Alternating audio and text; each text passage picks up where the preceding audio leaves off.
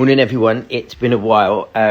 Let me explain what we're doing here. So in this room we've got a Sonos Arc soundbar linked to Sonos Sub, and a customer bought these thinking that they could get linked to the Sonos Arc, but unfortunately you can't link these as surrounds. These are the Sonos Moves.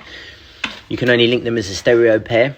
So what we're doing is we've got two of these Era 100s, and we're going to wall mount them. So we're going to take power from here and there and try and get the cables in behind the board, and then wall mount the Era 100s, which will give surrounds and be able to link it through to the Sub and the Arc. So this is the Sonos Move, and this is the portable speaker that you can take outside. It's got a charging dock. And like I said, yeah, you can't link these to the Arc and the Sub for surround. So we've got the Era 100.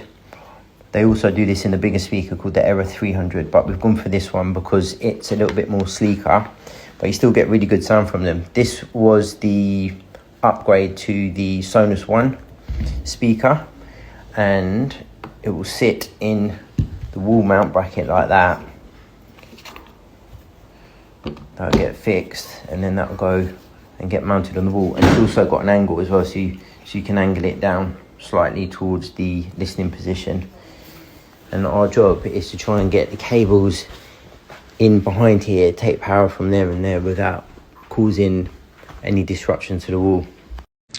Right, so there was already, luckily, a fuse spur over here that wasn't being used for anything, so we've just wired into the back of the fuse spur, taken out the plug from the head of the Sonos unit, the fuse, so we're using the same fuse there. And it was very difficult to actually get the cable up the wall because you've got conduit that is packed right behind the plasterboard and the blockwork. Then you've got adhesive, and I really didn't want to cut or disrupt the wall, but we had to, unfortunately, just make a little hole there because that's the only point we could get to. The conduit was actually restricting here, us getting across. What I did is I actually drilled through just the plasterboard.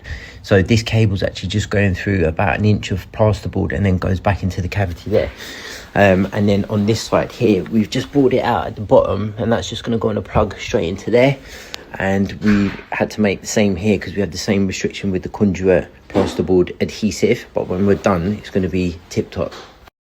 Right, so these are the fixings, the famous Sonos plasterboard fixings that they supply with these brackets, but these brackets are not that heavy, but the speaker itself, that is a fairly heavy bit of kit. Now, I'm not sure if I'd be comfortable using those fixings, just mounting it to the plasterboard there, because obviously sound, vibration, and then you've got the sofa directly underneath. So what we're going to do is we're going to use these, and these will go straight through the plasterboard, the adhesive behind it into the blockwork, and these are solely for this type of material makeup. So you've got the plasterboard, then you've got the adhesive, and then it will go past that and get fixing into the blockwork. And luckily the head of the screws supplied with the core fix are flush, so we're not going to have any issues there.